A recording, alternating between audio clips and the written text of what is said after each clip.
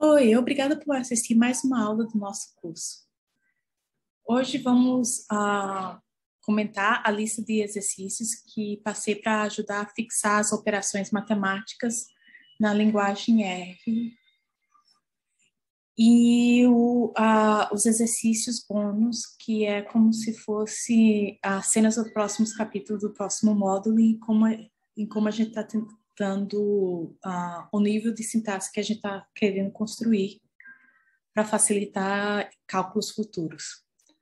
Então, partindo para a resolução, eu vou colocar aqui no ambiente para facilitar a nossa ida. Então, a primeira questão eu pedi para multiplicar os números pares existentes do 0 a 10. Aqui seria simples. Então, você criaria um objeto, a questão 1, dentro dele você assignaria o resultado da multiplicação de 2 por 4, por 6, por 8, por 10.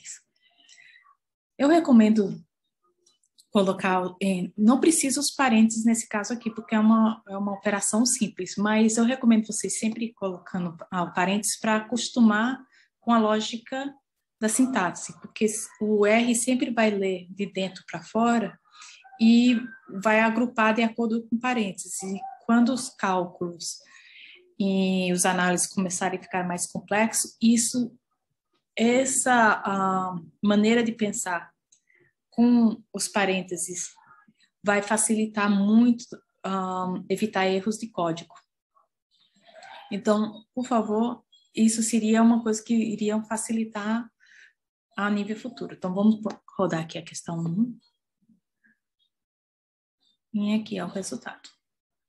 A questão 2, eu pedi que elevasse a soma de 4 e 59 à terceira potência. Então, a primeira coisa que a gente vai fazer é a soma. Então, a gente vai colocar entre parênteses 4 mais 56.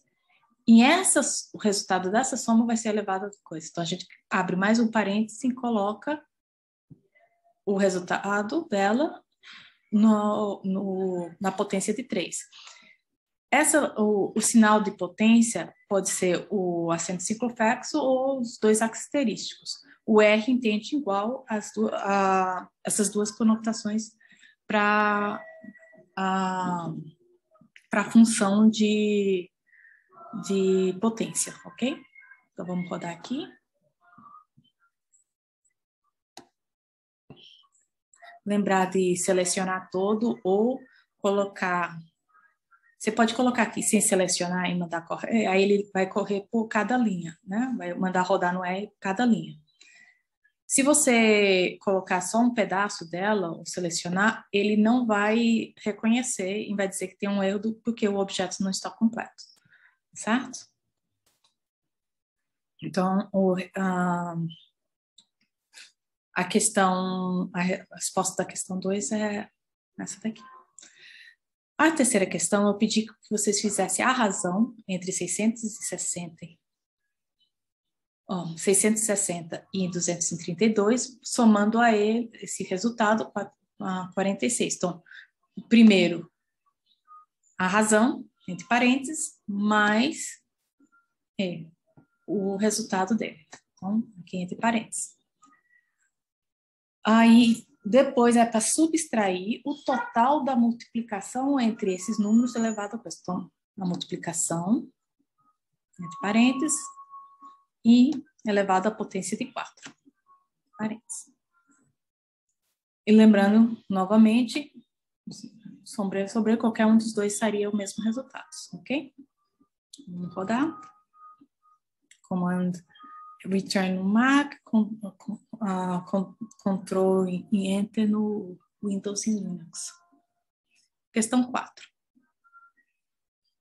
Eleve essa expressão aqui à potência de 1.5. Aqui você podia fazer de duas maneiras. Você podia pegar a expressão, colocar entre parênteses, para que o resultado dela seja elevado a 0.5, ou lembrar que a potência de 0.5 é igual, e aqui é os dois símbolos de igual para utilizar, para que o R entenda que realmente é igual, e não é que você está assignando esse valor a esse objeto, porque eu prefiro utilizar isso para assignar objetos em o igual, porque dentro de funções você só pode assignar aos argumentos números ou ideias com o símbolo de igual. Mas para objetos você pode fazer o pela seta por igual. Você pode colocar aqui e ele vai dar o mesmo resultado. Isso vai depender muito da pessoa e de como vocês preferem organizar seu texto. Mas, às vezes, você vai precisar assignar objetos dentro de funções. Então, aí vai ficar mais confuso quando vocês ficam querendo não modificar o argumento, porque dentro da função o argumento só pode ser assignado por igual, como no log, né? A base é igual a 2 ou a base é igual a 10, quando você está usando argumentos fora de ordem. E isso pode ficar um pouco confuso. De todas as formas, voltando aqui. A potência de 0,5 é igual, os dois símbolos de igual, a x a potência de 0,5, que é igual a x a potência de 1,5 dentro de parênteses, para que o R não faça primeiro a potenciação, depois a divisão, que é igual a raiz quadrada de x. Então, para responder a questão 4, você podia pegar a expressão e colocar ela dentro da função de raiz quadrada, ou colocar ela como potência, como a expressão na potência de 0,5. Então, aqui a gente vai rodar a questão. E o resultado é esse daqui. Vamos para a questão 5. A questão 5 era calcular a raiz quadrada da expressão, essa daqui. E aí seria simplesmente pegar a expressão, copiar, lembrar de trocar as vírgulas da conotação brasileira para decimais para ponto, para conotação americana, porque o R não vai entender a vírgula, ela vai entender vírgulas como separação e como outras regras de sintaxe do próprio R, que a gente vai ver muito mais no próximo módulo. E vai colocar essa expressão da função de raiz quadrada. E aí a gente já tem a resposta da questão 5. Vou dar isso. Aqui é a resposta. Deixa eu limpar aqui com a vassourinha para a gente passar para as próximas. Então, na questão 6, eu pedi para a gente calcular o logaritmo natural dessa expressão. Lembrando que o log, quando a gente não assigna ela nenhuma base, a base natural dela, da função, é o exponencial, ou é o E, a base E, que é a constante de Euler, né? Então, aqui seria só pegar ela e colocar dentro da função log, e aí você vai ter o resultado da sua questão. Na questão 7, a gente pediu para calcular o logaritmo na base de 10 da questão anterior. Então, vai pegar a expressão anterior, ou a gente coloca dentro da função log 10, que existe no R, ou a gente coloca na expressão do log de cima, só que colocando uma vírgula aqui e dizendo que a base é 10.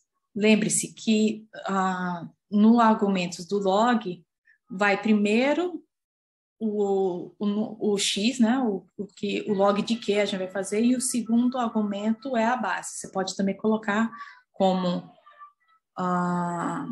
base é igual a x, a 10, para facilitar visualizar. Mas as duas formas dá o mesmo resultado. Vou mostrar aqui. E se eu pegar isso daqui, vou copiar e colocar diretamente no console, você vai ver que os dois vão vir e dar a mesma forma. Rodou? Tá vendo? Mesmo resultado.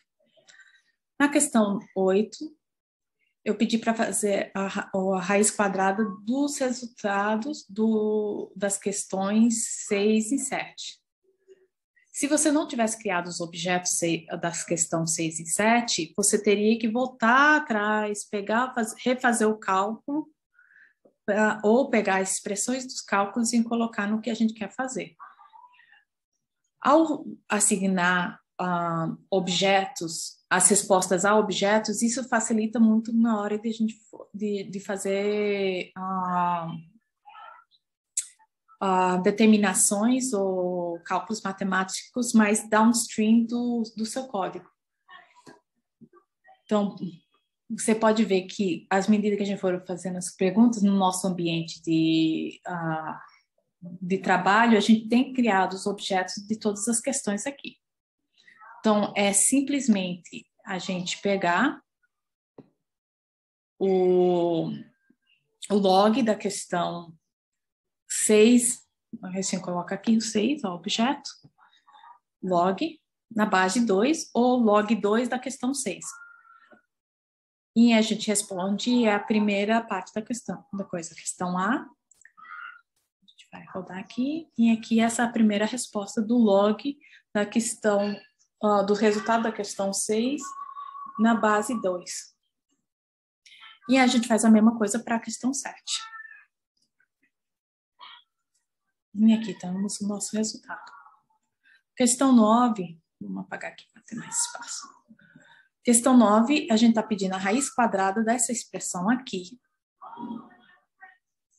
E depois pegar esse resultado e elevar à potência. Então, a gente coloca essa expressão, primeira, trocando a vírgula pelo ponto, dentro da função raiz quadrada.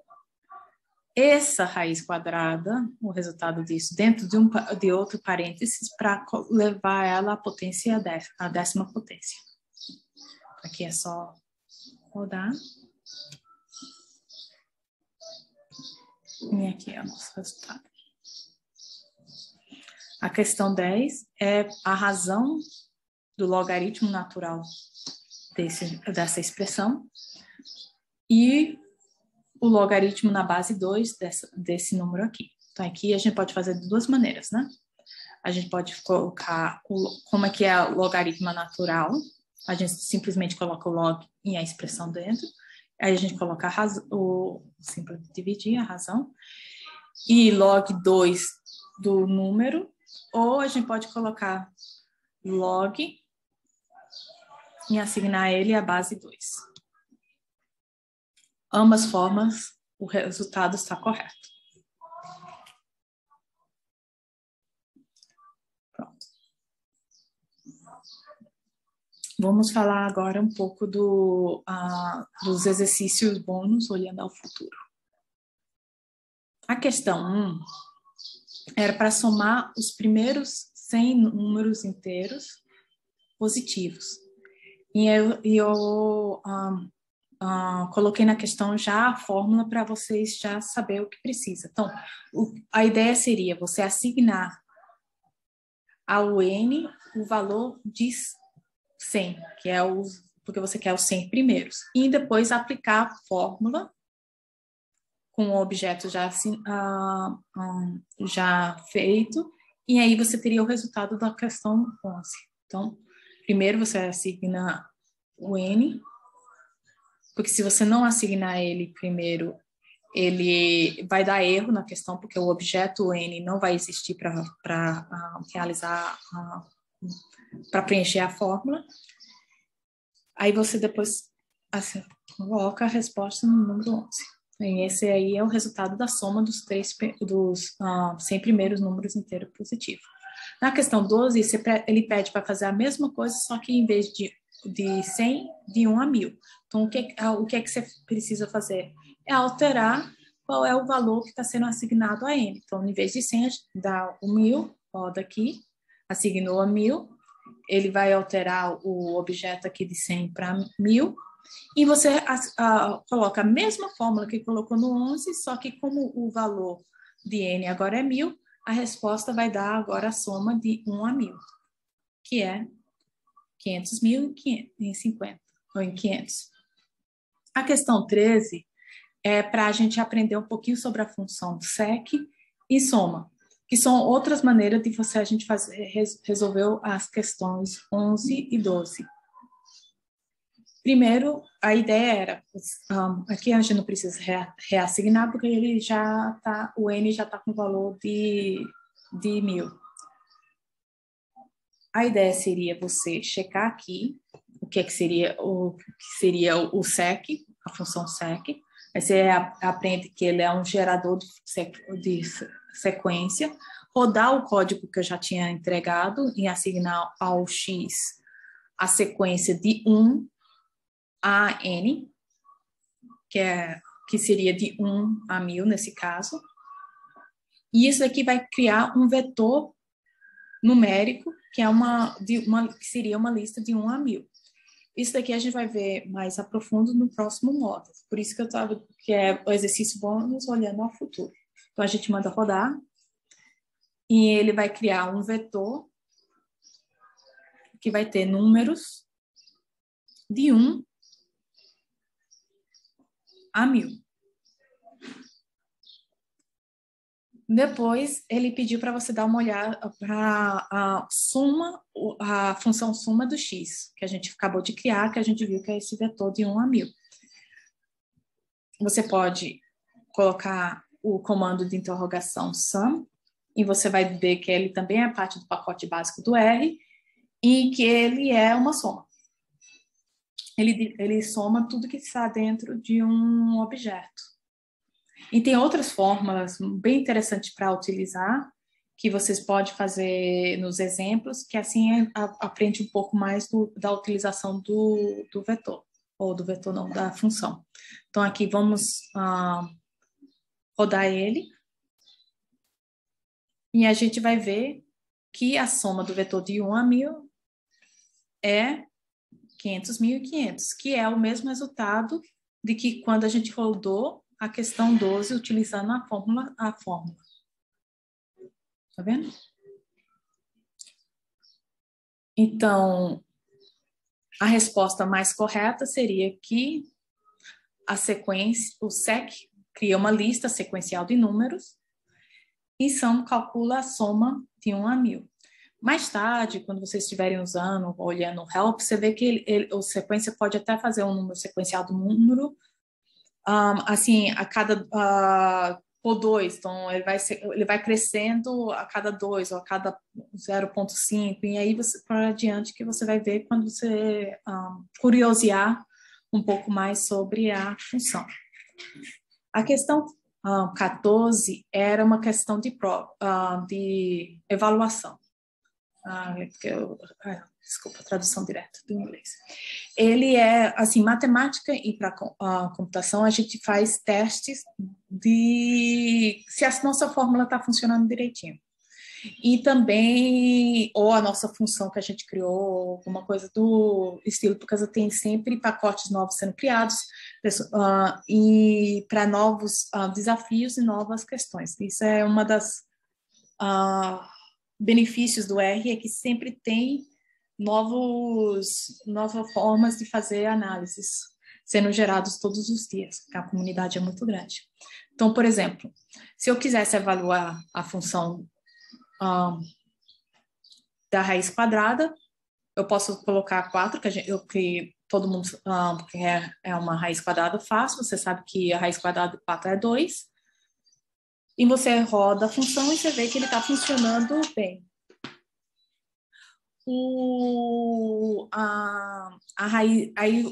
Aí eu pedi para vocês fazerem o log da base 10 da raiz quadrada de 100. A gente sabe que a raiz quadrada de 100 é 10, a base do log é 10, e a gente sabe que o log de 10, de base 10, é igual a 1, certo?